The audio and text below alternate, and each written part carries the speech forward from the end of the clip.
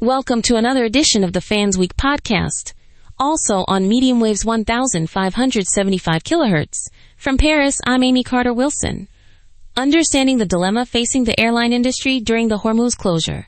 The Strait of Hormuz, that slender maritime artery through which approximately 21 million barrels of crude and refined petroleum flow daily, represents not merely a geographic choke point, but a structural vulnerability whose disruption would cascade with particular ferocity through the global aviation sector. For an industry already operating against razor-thin margins, seasonal demand elasticity, and fuel price exposure measured in the hundreds of billions annually, any plausible scenario involving forced maritime rerouting through the Cape of Good Hope generates supply chain fracturing that existing risk management paradigms appear singularly unequipped to absorb. The canonical treatment of transportation network vulnerability under choke point disruption traces back to the seminal contributions of Liston Auto, 1989, on critical infrastructure fragility in spatial economic networks, later operationalized by Bade et al., 2017, in their analysis of single points of failure in global logistics topologies. Their formalism demonstrates that when a dominant arc in a directed graph representing commodity flow is excised, as the closure of Hormuz would effectively accomplish for Middle Eastern petroleum exports, the resulting redistribution of freight across suboptimal paths induces not only linear distance penalties but non-trivial convexity costs arising from capacity constraints on alternative corridors, including the Suez-Mediterranean complex and the far southern African detour. Applied to jet fuel logistics, wherein product transport occurs via dedicated Aframax and Handymax tankers with tightly constrained discharge port throughput at major European and transatlantic hub airports. The List Auto framework implies a jump diffusion process in delivered fuel prices whose regime switching dynamics render conventional futures hedge ratios structurally biased. Consider the theoretical literature on fuel hedging under regime-dependent stochastic volatility. Smith et al., 1998, modeled the price of crude as a double exponential diffusion with Markov regime switching, while subsequent extensions by Gieman and Kang, 2000, introduced commodity-specific convenience yields governed by Ornstein-Uhlenbeck processes with state-contingent mean reversion.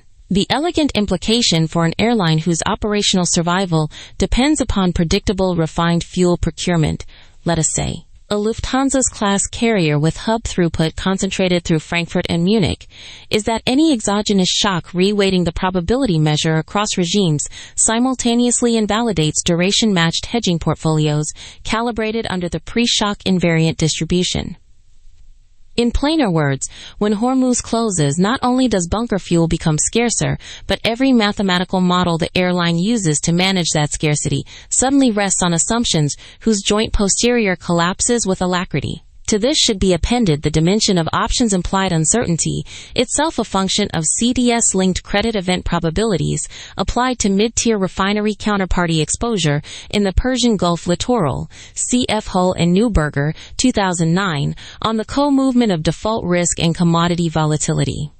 The literature on joint modeling of physical commodity markets and credit default surfaces, Lando 2004, on reduced form credit, Elliott, Mahler, and Joe, 2009, on regime switching intensity processes, converges on a singular observation, that the market's expectation of supply disruption, as encoded in both option skew and sovereign CDS wideness, itself feeds back into the equilibrium price process, generating procyclical margin calls, counterparty downgrades, and the gradual erosion of commercial credit available to downstream fuel purchasers. An airline, operating under committed passenger fuel obligations and fixed-cost capacity arrangements that cannot be shed on a quarterly basis, finds itself exposed to a double helix of supply constriction risk and financing squeeze risk, neither of which responds to traditional delta-neutral hedging constructions. The inescapable conclusion, or to be fair, the only tentative inference afforded by the theoretical apparatus at our disposal, is that no single hedging methodology, however sophisticated its stochastic calculus or Bayesian sophistication, can simultaneously address fuel price exposure, counterparty default risk, and the network-level rerouting externality imposed upon a globally integrated airline's fuel procurement function.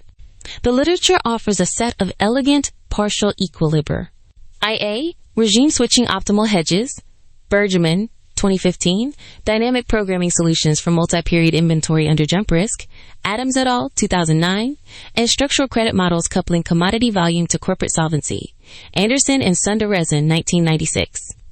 Taken together, they suggest not a resolution, but a deepening epistemic uncertainty, an irreducible ambiguity about which model, if any, governs the post-closure equilibrium. What remains indisputable is that the airline industry, for all its financial engineering and risk transfer innovations, remains hostage to a geography it cannot hedge away. That's all from today. From Paris, I'm Amy Carter Wilson.